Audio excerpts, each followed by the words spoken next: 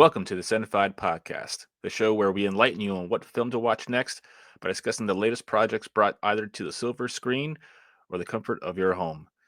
Today, we're discussing the juiced up action sequel Nobody 2, the follow up to 2021's Nobody starring Bob Odenkirk. Like the first Nobody film, this second entry finds Odenkirk once again playing Hutch, an unassuming but very dangerous hitman. Citing action influences such as Death Wish, Odenkirk likens this Nobody action franchise as having more DNA in common with Jackie Chan films than John Wick films. The summary of Nobody 2 is suburban dad Hutch Mansell, Odenkirk, a former lethal assassin, is pulled back into his violent past after thwarting a home invasion, setting off a chain reaction that unravels secrets about his wife, Becca's past, and his own. Our excerpt from our review for Cinefied, written by our very own editor, Connor Petrie, states Nobody 2 is for the fans that came out and adored the original, the fans that want to see a little more fight out of the so called Nobody, and we get it by the duck boatload. It's a high budget B movie, fueled with stunning action and an action centric finale that will satisfy anyone seeking a badass way to end their summer vacation. Today, I'm joined by our reviewer and editor in chief, Connor Petrie. Connor Petrie? Petrie. Petrie. Connor I was Petrie. going to correct you before, but I'm fine either way. Yeah, Connor Petrie. Connor Petrie. And Peter Gray, all the way down in Australia. How are you doing today, Peter? I'm very, very well, thank you. It's yes, a lovely sunny day in the future, I think, going off of time zone. So what a great podcast we're going to have, because technically it's already happened. That's right. Um, so we're going to start off real quick. We're going to do a quick synopsis of our personal thoughts on Nobody 2, and then we'll fire off into the podcast question portion.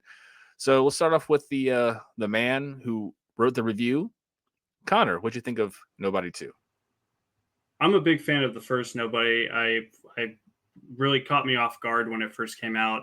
I believe, came out maybe simultaneous with Peacock. I'm not sure, back in 2021.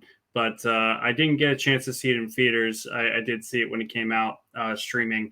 And I just had such a blast with it. I'm a huge Bob Odenkirk fan, and I never really saw him as an action guy, which is what I really like about the first film, is that it does kind of feel like just a guy that's been retired for some time and is rusty, and he gets his ass beat, and then it comes into it by the end of the film. This film, I mean, he's just full on John Wicking, and I'm all for it. And but it's definitely a change from the first film. It feels definitely more like he's more superhuman than the first film, because he can take quite a few blows.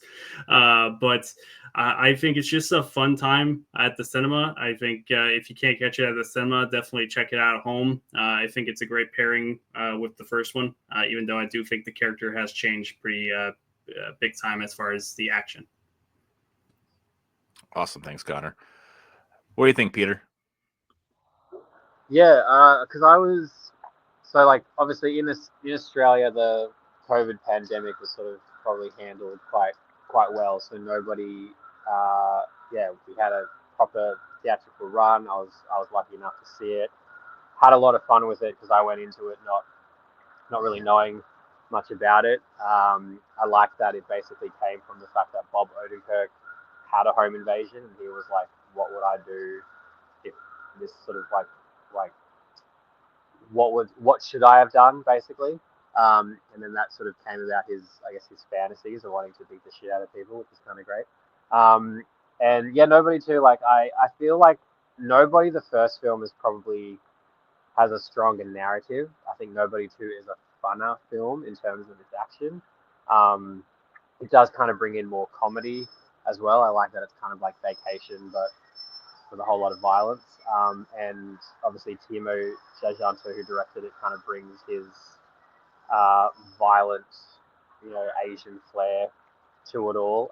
So it does feel like a different film, but it does also pair well with the first. And I think you want it to be a different film. You don't want it just to be a carbon copy. So I like that they've kind of gone really into just like action and how exhausted Bob Odenkirk is at this because he just wants it to be done. So yeah, I had a lot of fun with it. I like that they tease the wife's kind of got a bit of a backstory as well. So it'd be kind of cool if there's a whole Nobody universe to keep going. But yeah, like just a really, really fun, violent time.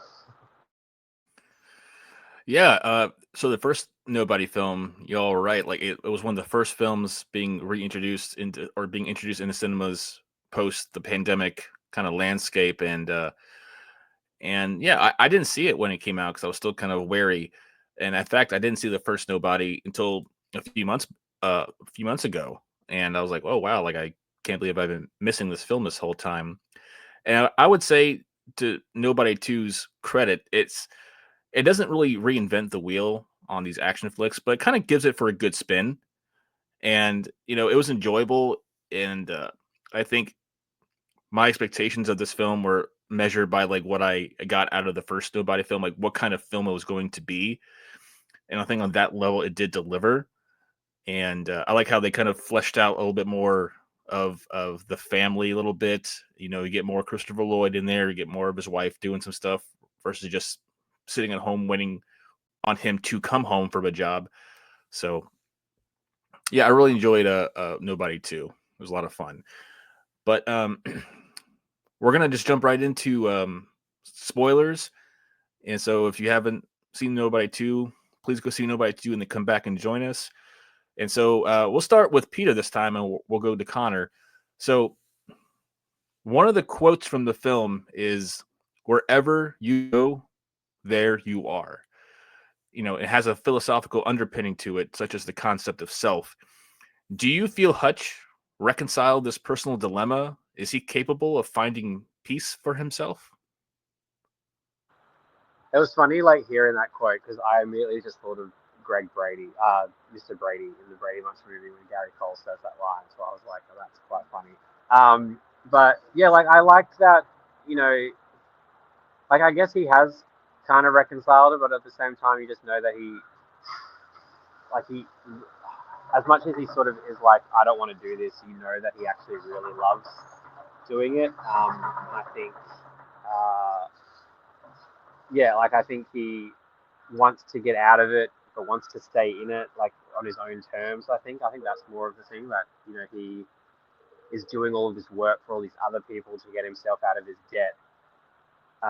So I think he wants to do it on his own terms, and I think if we sort of get the fact that maybe his wife is part of it, I sort of feel like that might bring him out a bit more to enjoy doing it on his own terms.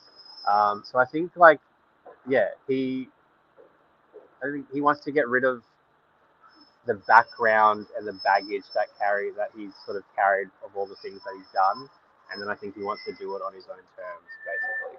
Like I like that there's always that twinkle in his eye of like, oh, I don't really want to have to beat you up, but at the same time, he's like, I kind of love the fact that I have to beat you up. Oh, for sure. I get that totally. Connor, what do you think? I mean, I think that this is just kind of the life that he was born into. I mean, whether he knows it or not. I mean, we discovered that he didn't fully know that the vacation town he was going to was basically a crime ring from the start. Like when he was brought there as a kid, he just thought it was a fun memory with his dad.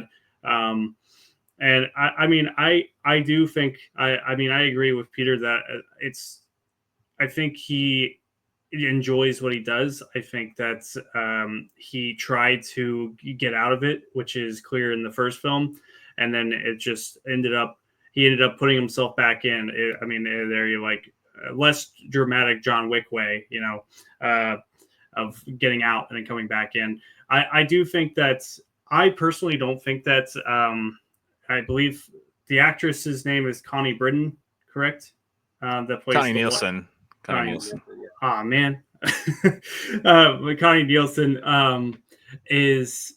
I don't think she's in on it. I think it might just have gotten kind of like safety training from Bob Odenkirk's Nobody or Hutch. I think that there's not a lot there that really shows that she's like a well-trained like badass, besides like she gets like the hunting gun and she goes and like saves her husband, but I don't really see her being a big part of it.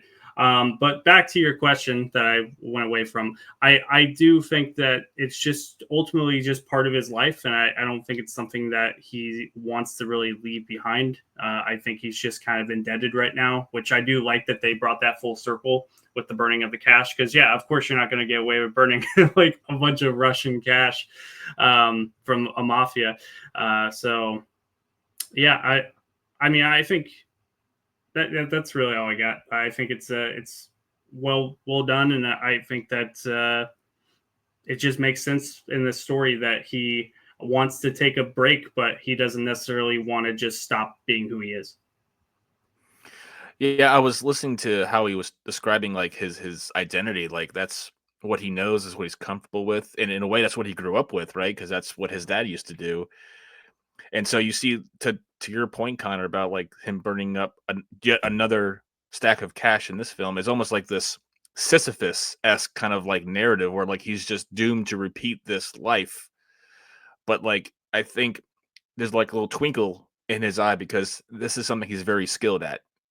He was rusty for sure because he was out of the life for a hot minute going back to the first film. But like in this second film, he was, it was like he wanted a break, but he couldn't catch a break. So he kind of like resigned to the fact that this is me. This is what I do. I'm a magnet for chaos. So it was very interesting to explore that, especially in an action film. Him having this identity crisis of sorts. It was really fascinating, I think. Speaking of action, and we'll start with Connor this time. Was the action in Nobody 2 a step up, or did they kind of play it safe, as because the sequels have that ramp up kind of like measure to them? They have to do more, and so either way, which action sequence from Nobody 2 do you think will stand the test of time? I think the action feels different between the first and this one, and I do think it does have to do with the director changing. I love both forms of direction that the first and this one got. I'm a rare person that thinks that I can't remember his name right now, but the director of the first film, he did Hardcore Henry, and I love the style of Hardcore Henry and the way that film plays out. Which is kind of odd when you go from Hardcore Henry, and I think the action in Nobody 2 better depicts the action in Hardcore Henry than the action in Nobody, because Nobody is more down to earth to me and more realistic, as far as like it just feels more gruff and gritty. And I think this film just feels more. It feels, I don't know the best way to describe it. It feels almost like an arcade, like an arcade game almost. The way that he's just like beating the shit out of these people, and then there's like some blood here and there, but I mean, really, no one dies, So I personally think, in my eyes, the best action scene, similar to the first film, which was the bus. Which, I mean, everybody, even if they just caught the trailer, they're aware of the bus scene that is going to play out in the first film, and I think it's so well directed and shows how great Odenkirk handles the fight choreography. And I think that here he's even better with his choreography. And I think that duck boat scene is what really will stick with me. And definitely on rewatches, it'll definitely be the scene that I kind of go, oh, well, here's the scene. Here it is. So, but yeah, definitely duck boat for me. Awesome. Peter, what do you got? Yeah, like it's pretty much the duck boat's kind of going to be the standout.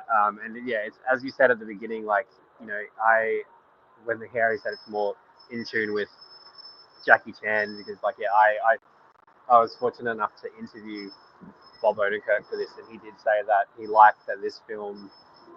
He's like, people get hurt, and it like they show it, like like at the duck boat scene, like he jackhammers someone like into the roof and their head gets hit, and he liked the fact that they kind of actually react to that, like, and he's like, everyone knows that feeling of hitting your head on something, so he liked the fact that they were bringing in I guess, a sense of realism in a very sort of exaggerated action space. But yeah, like the duck boat scene is kind of like the equivalent to the bus scene from the first one.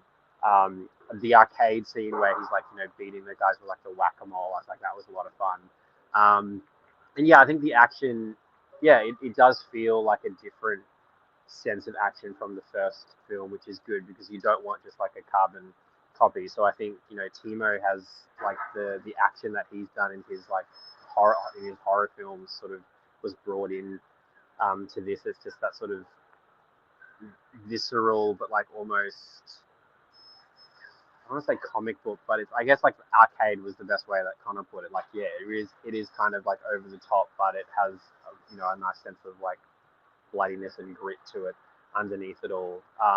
So yeah, I just think like the action was really like a step up, which is rare, to not just sort of copy what the first one did, but just heighten it. Like, this is like a completely different style, and I think that comes from Bob feeling more confident with the action, Timo's direction, and them, and like obviously Derek Kolstad, who wrote this and wrote John Wick. Like, he sort of knows that action world. He obviously wants to bring us something different, because we don't want to watch this and just go, well, I've seen this in John Wick, I've seen this in Nobody, I've seen this in like a Marvel movie sort of thing. So I like that it's very much got its own identity with its violence.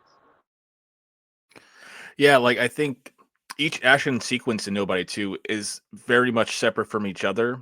Like the arcade scene was uh insulated, and then there's like that one scene where he's in the warehouse and you're kind of outside of it, and you kind of just get like you kind of get the noises and the Foley audio of in like the aftermath, and then we finally get pushed into what's going on after he backs the van up and goes back inside. And then I think the ending sequence at like the theme park when they have like the super steroid Home Alone setup happening, that was a lot of fun. Because everyone, the RZA gets in on it at the cabin, and Christopher Lloyd gets in on it. But I think, yeah, the duck boat scene is probably going to be like that tentpole scene for the film. And I think to Peter's point, going back to like the Jackie Chan films that Bob Odenkirk said inspired it, like he's everything's a weapon of opportunity for him, and he uses his environment and surroundings to just get the upper hand. And it was a great setup because it's such a small space and there's only so much to do. It's very cramped, and I think made it that much more exciting and interesting to kind of look at. So I want to go watch the film again at some point because I just want to see the choreography again, because it's not like John Wick where it's all stylized and it's more gruff and gritty and messy. And I think to Connor's point from earlier is just more down to earth, if you will. And I think Bob Odenkirk can kind of sell down to earth very well because he looks like an everyman. He doesn't have like the chisel good looks and all that kind of big physique. He's just a dad, essentially. Um, but I want to move on. Speaking of like insulated and tiny and tight, I want to bring up the film's budget real quickly and why it matters. So Nobody 2 was made for $25 million, an increase from the $16 million budget from the first Nobody film. And this film runs at a tight 89 minutes. It's also rated R, coming out in late summer. It's probably going to pull in about 16 million globally for its opening weekend, which is not too bad.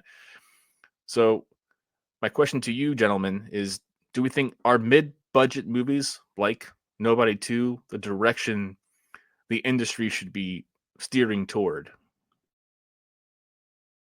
We'll start with Peter.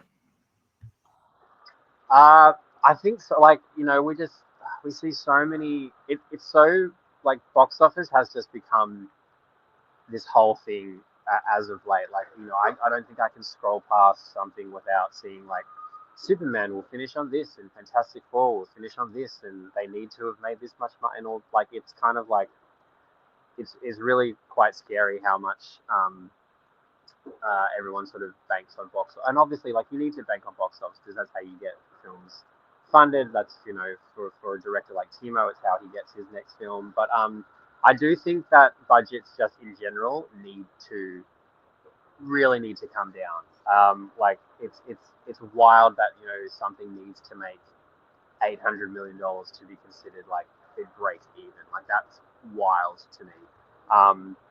And so something like Nobody 2, like for $25 million, like this, you wouldn't be surprised if this movie costs more, because you look at what is on screen. It's got a good cast. Like it looks good. Like the locations are good. The action's really good. So like they've used that $25 million to, like they've utilized it to its fullest potential.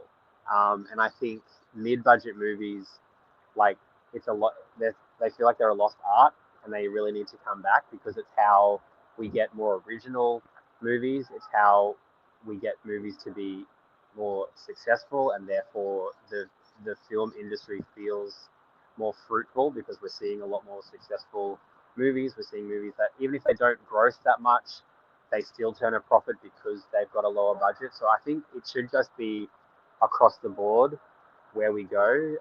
Obviously, big summer movies, sure, they've got to have bigger budgets, but I just don't see a movie needing to be a $400 million budget, especially when things like a Marvel movie, the effects don't seem to justify that cost either. So I would really like the mid-budget movie to come back, because it reminds me of kind of movies we were seeing 10, 20 years ago, where we would just have this whole row of mid-budget original films that would seem to keep people going to the cinema. So yeah, I think mid-budget needs to be the new norm, and we need to make massive budget movies a little less common. 100% agree. Connor, what do you think? Yeah, I mean, I fully agree with what Peter was saying. I mean, box office is looked into pretty hardcore by fans, just random people on social media. I mean, and obviously studios. And I think that what's interesting is that you do look at some movies and you're very confused about the budget. And I think that some films could be made for this amount of money and feel this well done. I mean, you could just look at it from a few years ago. The biggest example that always comes to mind is Expendables 4, which cost $100 million and looks like it was made on a max a $30 million budget. So, and obviously that has star power, quote, because you got Stallone in like 2 scenes. But I mean, I think that the smart move is to always go moderate with your budgets. I think that this film did that. I do think that, I mean, going in, I would be highly surprised if anyone involved with this film expected to get a third one out of this. I think this is just kind of like a passion project sequel that they wanted to do. And I think that's the thing, is that a lot of these films, they'll go in and they'll have big budgets and then they won't make their box office back, but then they'll also try to do a sequel enticing at the end with like a little tease. And I'm glad Nobody 2 skips that altogether, because they're just like, this is not a one and done. It's the second one, but it's like where we understand that there's a very rare possibility that there will be another one. And I think going back to the film briefly, that I do think that while I appreciate that it didn't have a sequel bait moment, I do think that the last scene in the movie for Nobody 2 is not good. I didn't like the whole family flip show thing. I didn't like that. But that's what do you mean, like across the credits? Well, when it was like they got back home and they're like reflecting on their time. And then also, who was that girl? There was a girl that was there. There was the daughter, and then there was the son, and then there was just a girl. Like, I don't know if that's his. I think that was his girlfriend. I think that was the son's girlfriend that we briefly see at the beginning. I think that's who that was. Yeah. Okay, I must have missed that at the beginning, because I don't remember that at all. So I was just like, who is this? Did we cut out her entire storyline? So, but I paid What- extra, just showed up and Yeah. What about you, John, though? What's your opinion on this? well, I think Nobody 2 I think Nobody 2 is a good product of what 2025 has produced so far in terms of successful mid-budget films. I think Warner Brothers alone, they're profiting off of many original films that didn't really have high budgets. And then I was thinking about looking back at like 2010, 1999, 1994, films that had big budget films, big blockbuster tentpole films, but they had a string of original films that were made with very modest budgets that have stood the test of time. And those 3 years alone that I just mentioned are often in the conversation. Like, man, that was one of the best years for movies because they had so much. I think 2025 is shaping up to be one of these years.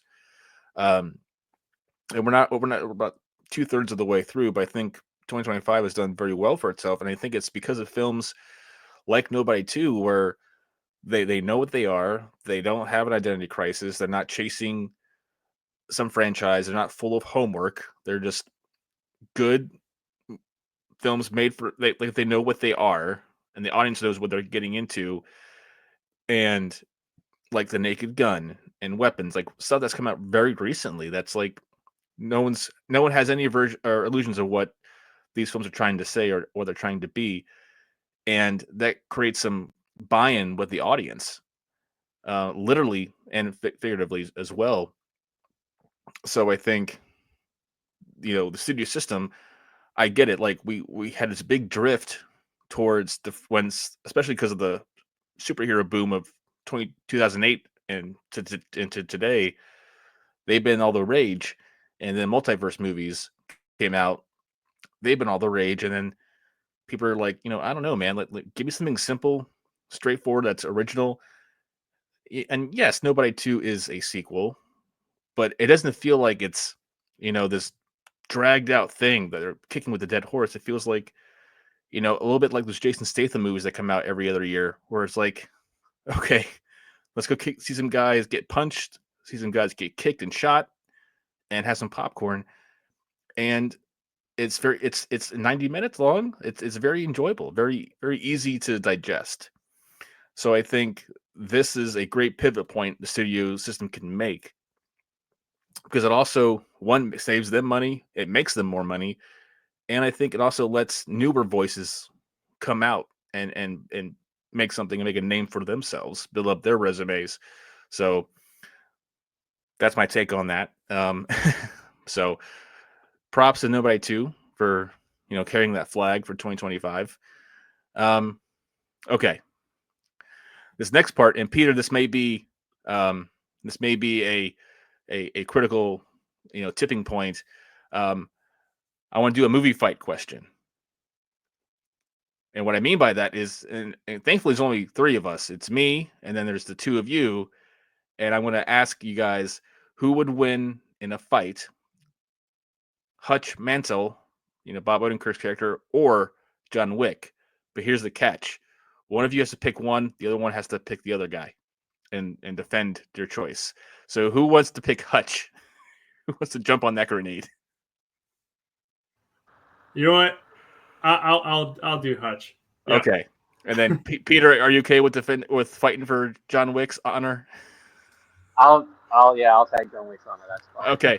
All right. I'll let you guys go for like a minute apiece, and then I'll based on the arguments, I'll declare a winner. So Connor, defend Hutch for about a minute. Why would he win against John Wick? Well, I think Hutch wouldn't really, unless John is coming against him. I don't think that Hutch would necessarily ever go against John. I do think that as far as skill set, I do think John is better inept, but I don't think there's really a worry if you don't fight against or are really going have a reason for John to come after you. There's not really a reason for him to. I do think that based on prior knowledge of the previous 5 films, that basically if you are if you can get on his good side. And I do think that one of the ways is to protect the dog. So just get a dog, just have it around. And, and then if anything ever, and then, I mean, it's not good, but in front of John, just have the dog kind of wander and almost get shot by somebody. And then you go and you shoot them and you're like, oh, see, I love this dog too. We're dog people. And you just bond and you won't have to fight. That's really all I got. So nobody beats the Baba Yaga by becoming best friends. Victory over violence. Okay, Peter, what's your rebuttal? I mean, you made it very easy on that one. I mean, yeah, like we all want to be friends with Keanu Reeves in some way, I guess.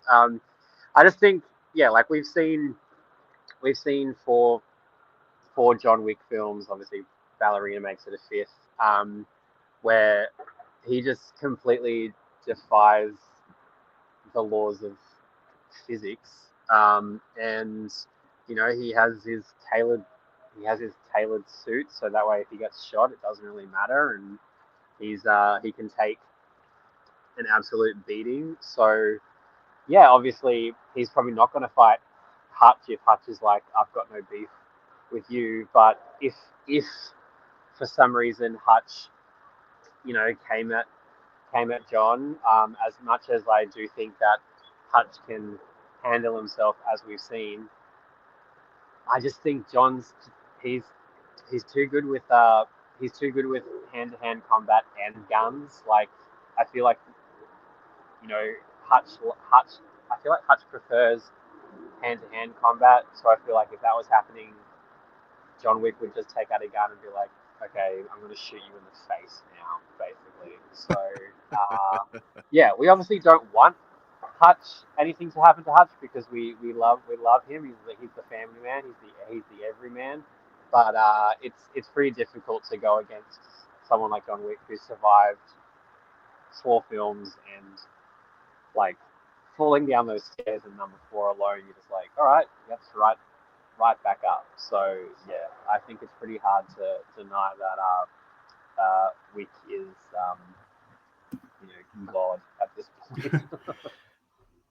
Well, I do have a rebuttal real quick. Go for it. But in all the time that we've seen John Wick on screen, we've never seen John Wick in a Home Alone scenario. So I think if Hutch has enough time with his family and friends to plan out, especially at a water park, I mean, that suit's not going to last in water. I mean, it's not made for water. But I do think that is the upper hand in the John Wick scenario, is the plan ahead and to kind of get him into a trap. While I don't think you can kill the man, while we may think that he is dead, he's clearly not dead. I don't think he can be killed. And so I think the best case or plan of action is to just trap him in a cage of some sort. So yeah, the Baba Yaga, he's indestructible, like. Yeah, but I think if Hutch had enough prep time, I think he could be a formidable opponent. I definitely think John Wick still wins the day because, like Peter said, like the guy, he's like Teflon. Everything bounces off of him. He can fall down all the stairs, off the roofs. He get all his fingers chopped off, like whatever. He keeps on rolling.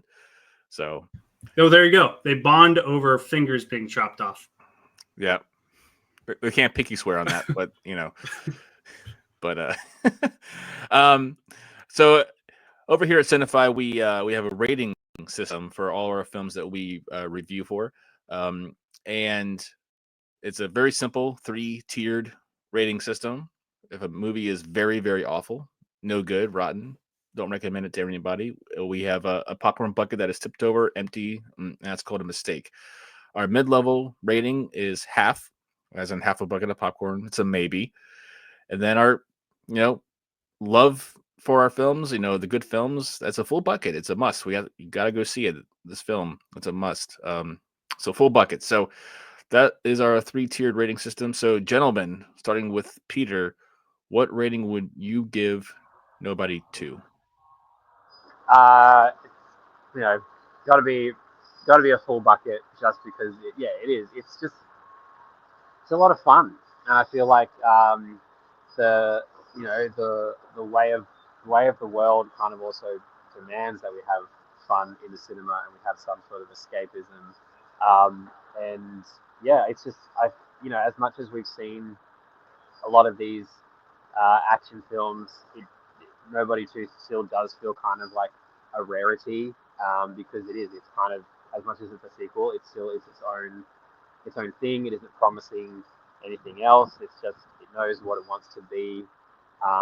Everyone that cries foul over movies are too long. This is 90 minutes. This is in and out. This thing was quick. By the time we got to the ending, with Sharon Stone showing up, and I'll also just quickly shout out, Sharon Stone is so beautifully unhinged in this movie. I love her so much. I actually wanted more of her. By the time she showed up, I was like, oh wow, we're at the end. Like, this 90 minutes goes really fast, so that should just be enough of an enticement for people to see it. But yeah, full popcorn that will be empty by the time you finish it because you'll be eating it so much. So there you go.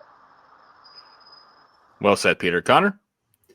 Well, that is one point that I did want to circle back to with this film, is that while I personally would also give it a full, I do think that it's just a good time at the cinema. It'll be a good time at home too if you can't make it out to the cinema. I think it's a good continuation of these characters, and it's just a fun time. But I do think that my one big issue with the film is that you got Sharon Stone in this, and she is unhinged, as you said, Peter. And I think that I like her performance here, but there's not enough of it. So, which kind of is the issue here, is that they needed to pick, like, there really needed to be like, is like Colin Hanks the bad guy here, or is Sharon Stone the bad guy here? I think that the fact that they split the time on screen together, and it even goes more towards Hanks than Stone. I think that I personally was more enthralled with Hank's whole not liking this tourist guy that just looked at him the wrong way. Just police, not liking that, something so simple, and just continuing on with I hate this guy. Even though at first he has nothing to do with this drug thing and he doesn't know about the drug thing, but I just hate him because he looked at me the wrong way. I wish they was stuck with that. I don't think they're really, it could have just been local crime, drug, exchanges. I don't think they needed to bring in Sharon Stone as this big, big maniac character that does all these trades, but maybe that's just me. So, but I do recommend going out. Go ahead. I was going to say, no, I agree. It's as much as I love Sharon Stone in this, I agree that they, Colin Hanks, and then you've also got John Ortiz, who's kind of a villain, but then kind of not. So I do think the fact that they sort of had 3 points of villainy was kind of to the film's detriment, because by the time it starts to focus on Sharon Stone, it feels like the film's wrapping up. So I feel like they could have almost not necessarily gotten rid of John Ortiz's character, but maybe you don't make him a sort of faux villain who then goes on Bob Odenkirk's side. You could have just had him as a helpful person to begin with, and had more of Colin Hanks being the underling to Sharon Stone, because Colin Hanks makes for a great, you just want to punch him in the face when you see him. He plays such a good douche, essentially. So I agree that they kind of, I feel like maybe there was a lot of things edited out. There were things that were cut because Sharon Stone kind of comes in and then isn't utilized as much. But when she is on screen, I really, really enjoyed her. So I feel like I would have loved a bit more of maybe you give this film an extra 10, 20 minutes and sort of flesh out the villains a little bit more, and then you've still got a 110-minute movie, and when the action goes as fast as this, I don't think you would mind as much. So I agree that they kind of undid themselves with Sharon Stone, but I just feel like when she was on screen, I was having so much fun that I wanted more of her.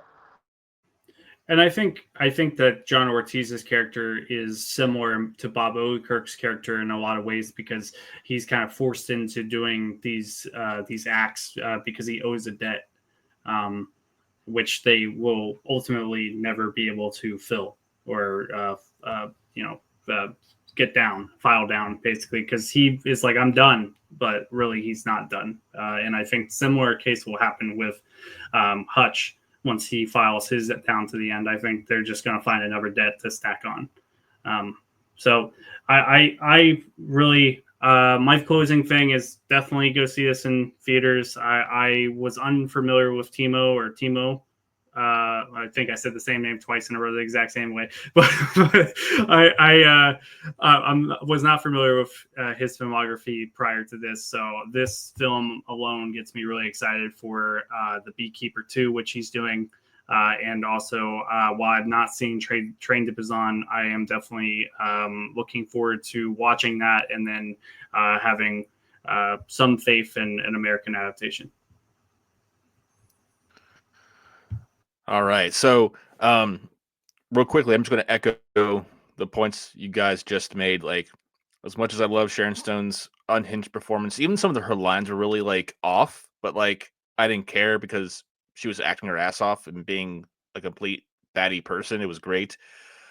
But I think if they had a more insulated and just had Colin Hanks being this guy who just ramped up his evil, like because he had this little mini town crooked cop empire thing happening, like a Scooby-Doo episode.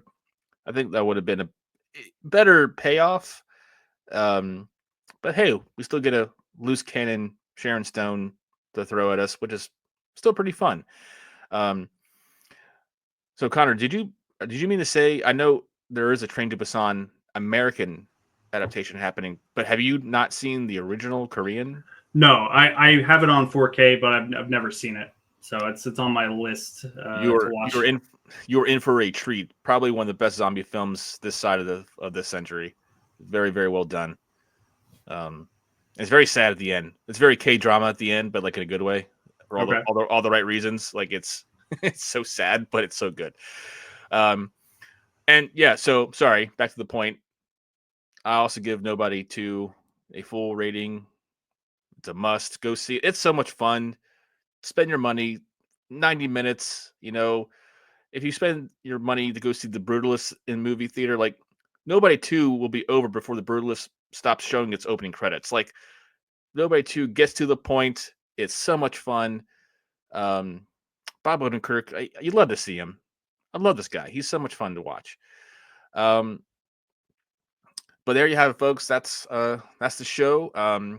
Thanks for listening to the Cinefied Podcast. You can find more of our episodes as well as our written reviews on Cinefied.com, including our review of Nobody 2, written by Petrie. You can follow us on Letterboxd as well as all major social media platforms to stay up to date with our reviews. Now, pop some popcorn, grab a drink, and remember to stay Cinefied.